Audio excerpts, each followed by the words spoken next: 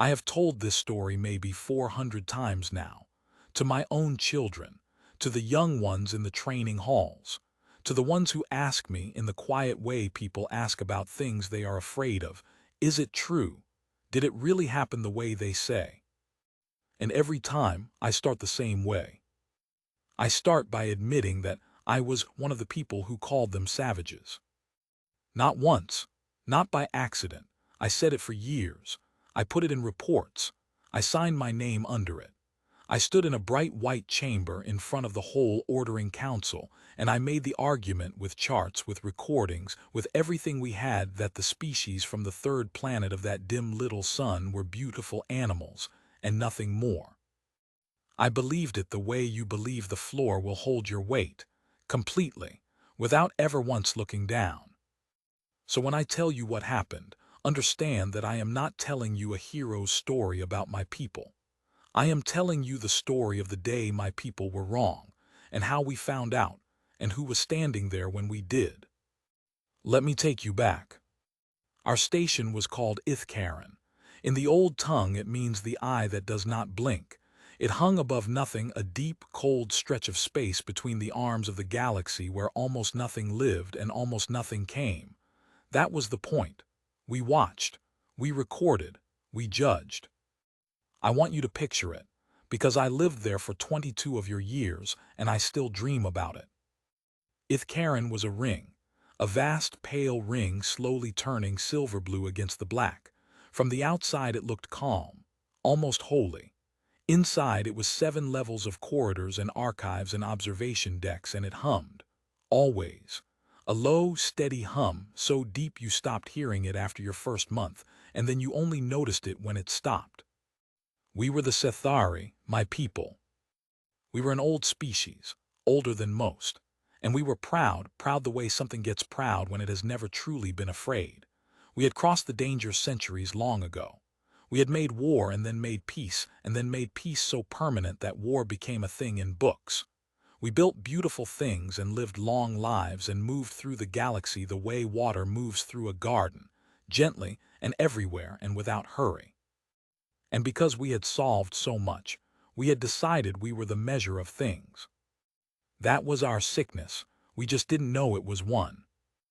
The younglings today, they laugh when I describe how we used to talk, the categories we made. Every species we found, we sorted.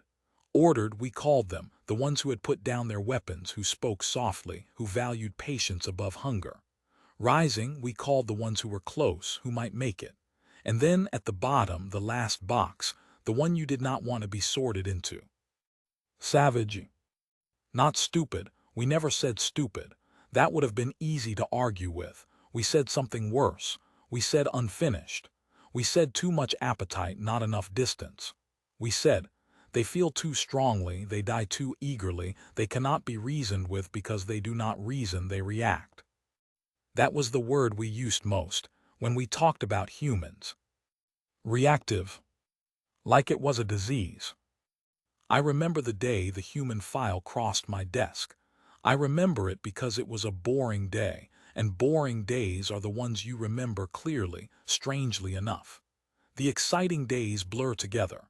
It's the quiet ones that stay sharp. I was an assessor, third rank.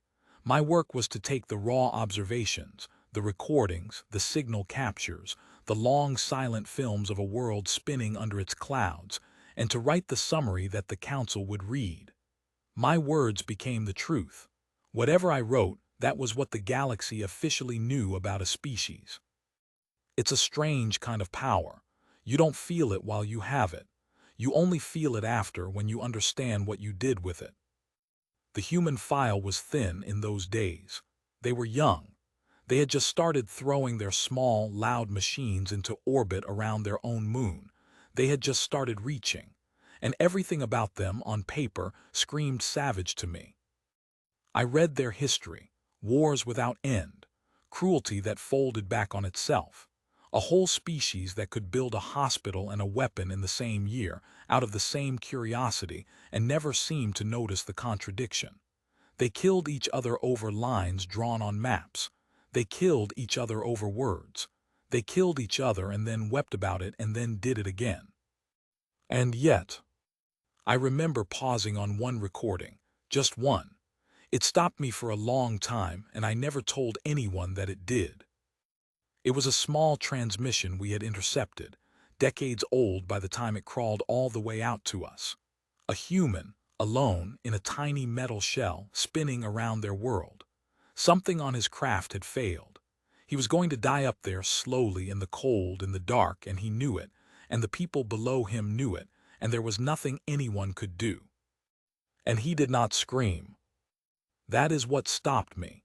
In all my study of them, I had learned to expect the screaming, the reacting, the savage, hungry noise of a creature that feels too much.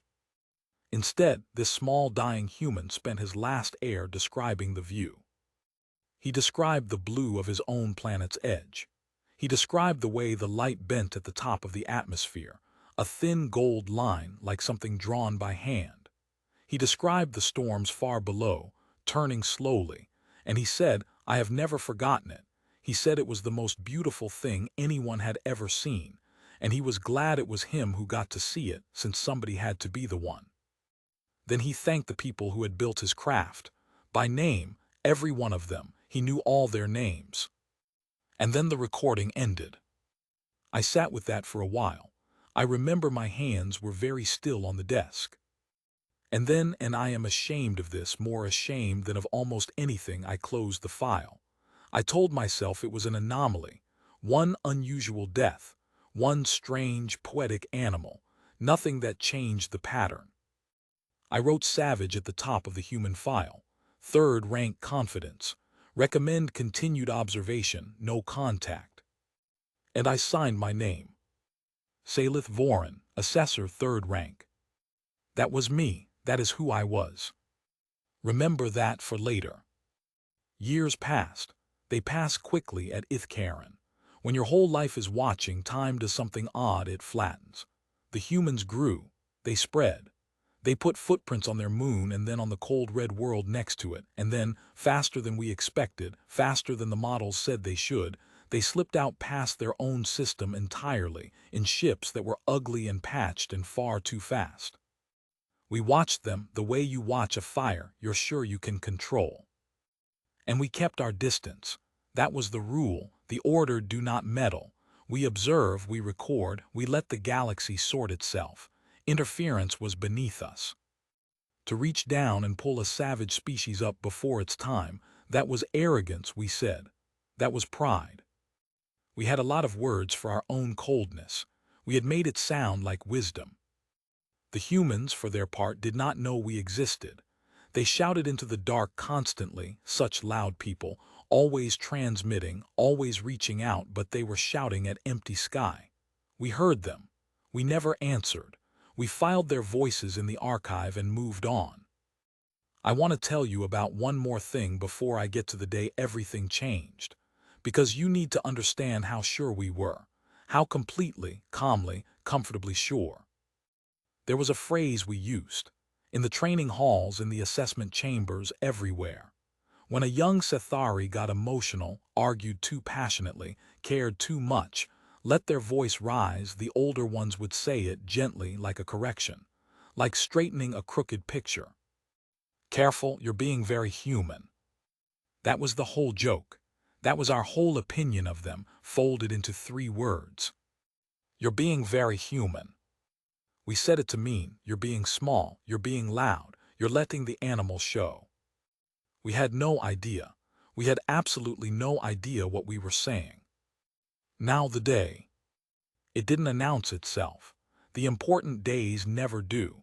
It started with a signal, and at first the signal meant nothing to us. I was on the 3rd observation deck, going over old archives, half asleep the way you get when you've done the same work for too long. The hum was in the walls. The lights were low and blue.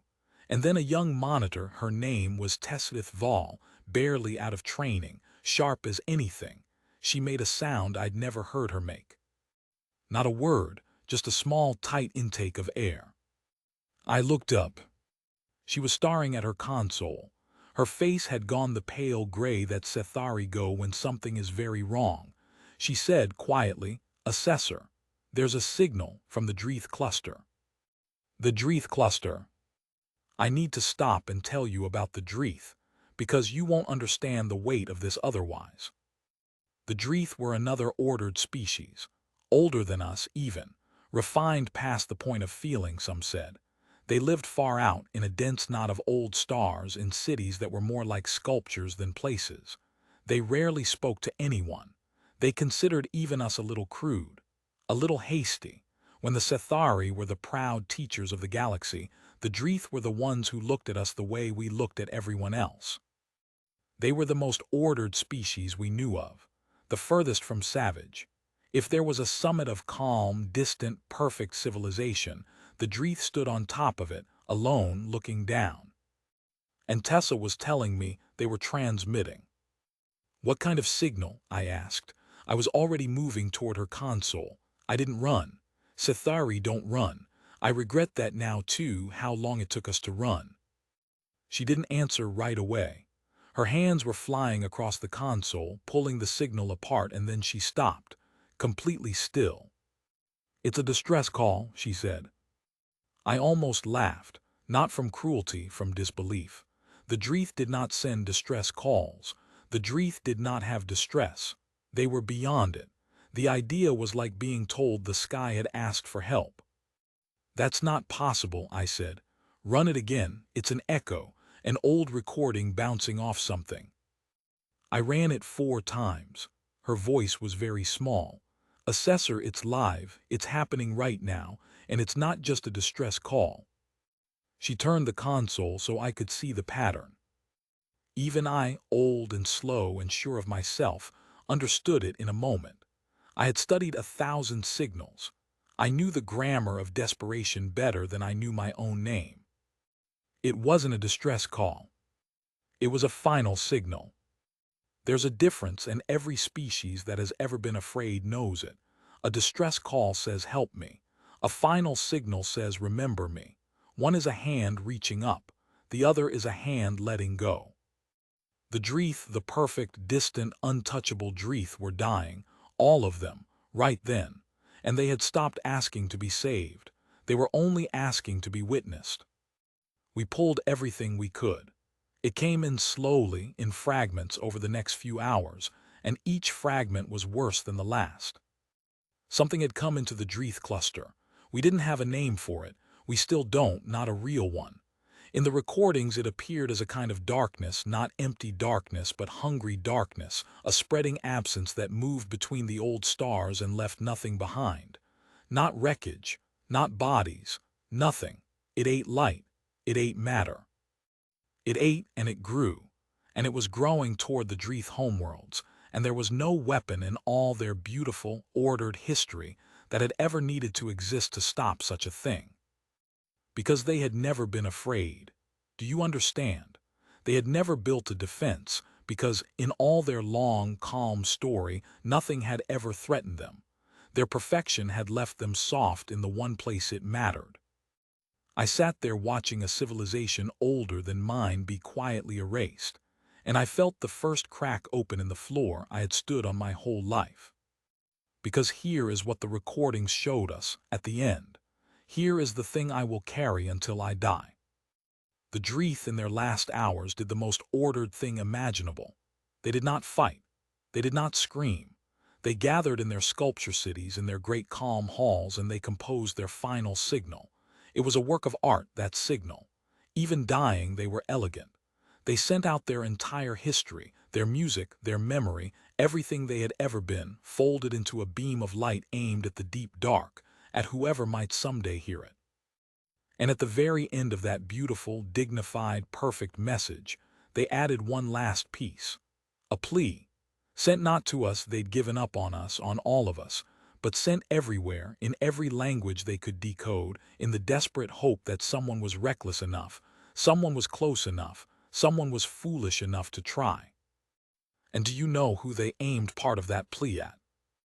Do you know whose language was in that final broadcast, buried among 1,000 others? The humans. The Dreith, who considered us crude, had, in their last hour, learned enough of human speech to beg them. I didn't understand it, not then. I turned to Tessa and I said, my voice sharp with something like offense, "Why? Why the humans? They're savage. Why would the Dreeth call to them?" And Tessa, young Tessa, who had not yet learned to be as sure of things as I was, she looked at me with an expression I couldn't read, and she said something that has stayed with me for the rest of my life. She said, "Maybe because savages come when you call." I didn't answer her. There was no time to answer her, and anyway I had no answer. Because in that moment, the sensors lit up. Ships, a lot of them, coming fast, faster than the models said anything should move. Faster than we thought was survivable, and coming from the wrong direction, coming from the deep dark, coming from that dim little sun on the far arm of the galaxy that we had watched for so long and dismissed so completely. The humans had heard the signal, and they had already left. I want to be precise about the timing because it matters. It matters more than anything else in this whole story. The Dreeth final signal had gone out. The humans had received it.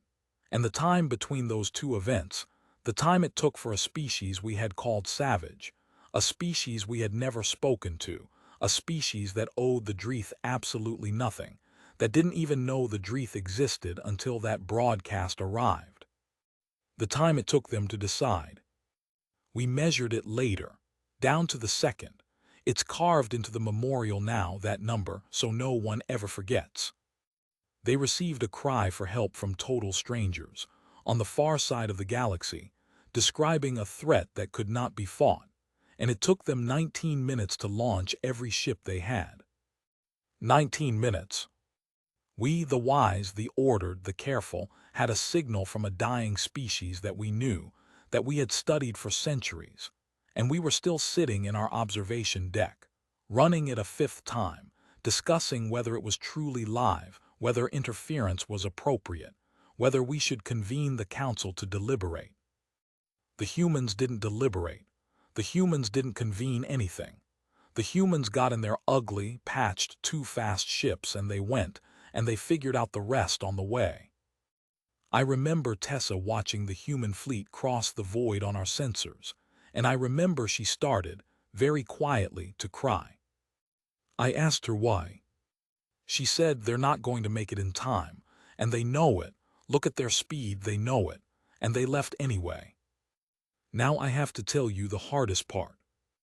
Because you might think this is the story of humans saving the day, arriving in a blaze of light, defeating the darkness, rescuing the beautiful Dreeth in their sculpture cities. It isn't. They didn't make it in time. The darkness reached the last Dreeth homeworld before the human fleet arrived. The final signal cut off not slowly, not with a fade, but all at once mid-note, the way a voice stops when the throat is covered. One moment the Dreeth were singing their whole history into the dark. The next, silence. That deep, total, permanent silence that a whole people leaves behind when they're gone. We heard it happen. On Ithcaran, on the third observation deck, we heard a species older than ours end. And we did nothing. We were still deliberating. And the human fleet was still 4 hours out. I thought that was the end of it. I thought, they came too late, and now they'll turn back, having lost nothing, having gained nothing, having thrown themselves across the galaxy for a people who were already dead. I thought, savage that I still was in my heart, they'll see there's no glory in it now, no one left to save, and they'll go home. They didn't turn back. That's the part I could not understand. That's the part that broke me open. The reason for the rescue was gone. The Dreeth were dead. There was nothing left to save, no reward, no witnesses, no one who would ever even know the humans had tried. And they kept coming. Straight toward the darkness, the thing that had erased a civilization, the thing no weapon could touch. Tessa whispered, "What are they doing? There's nothing left. Why are they still going?" And I didn't know. I truly didn't know. I had spent my whole life studying these creatures, and I had missed the one thing that actually mattered about them, and I was about to learn it in the worst and most beautiful way. The human ships reached the edge of the dead Dreeth cluster, and the The hungry, spreading, endless darkness turned toward them. It had eaten a whole people. Now it reached for these small, loud newcomers who had come so far, and I braced myself to watch them be erased too. That's when the human transmission started. We caught it clean. It came in on an open channel, no encryption, no code, broadcasting to anyone in range, which meant they knew we might be listening. They knew someone might be out there, and they wanted us to hear. A human voice, a woman's voice, tired, steady, human. She didn't sound like the Dreeth. There was no elegance in it, no composed final message, no folded history, no art. It was rough and plain, and it cracked in the middle. She said, and we translated it in real time, and I have never stopped hearing it. She said, "We know we're too late. We got here too late. We're sorry. We're so sorry." And then, after a pause, she said the thing. The thing that changed my people forever. She said, "But we're not going to let it take anyone else." I don't have the words for what the humans did next. I've tried for years, and I don't have them because there's no equivalent in my language. My people never needed the words because we never did the thing. Their ships, those ugly, patched, too-fast ships, they didn't have a weapon that could stop the darkness. No one did. They knew that. They'd known it before they launched. So they didn't try to stop it with a weapon. They stopped it with themselves. They flew into it, all of them. Every ship, every human, straight into the spreading dark in a formation. And this is the detail that undoes me every time, in a formation shaped like a wall. A living wall. Their whole fleet, arranged as a barrier, throwing themselves across the path of the thing so it couldn't reach whatever lay beyond. And there was nothing beyond. That's the thing. The Dreeth were already dead. There was no colony behind them, no survivors, nothing left to protect on the far side.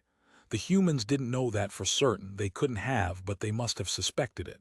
They must have known the odds. They put their bodies between the darkness and empty space, on the chance that something living might still be back there. They died on a maybe. They died for the possibility of someone they would never meet. The darkness hit their wall. And something happened that none of our models predicted, that none of our science could explain, that the Dreeth in all their perfection had never discovered.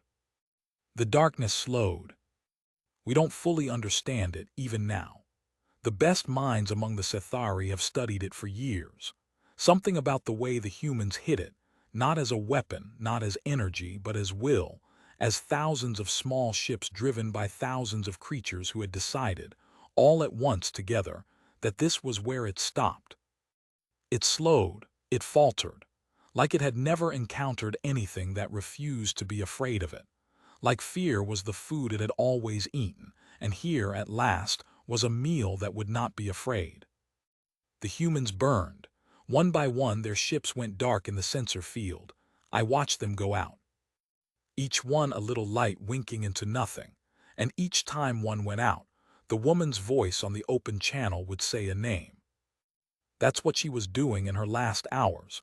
She was reading the names. Every human that died she named. Out loud. On an open channel to the empty dark, so that somewhere someone might record it, might remember, might know that these were not numbers, these were people, and every single one of them had a name. I heard hundreds of names. I heard her voice grow rougher and rougher.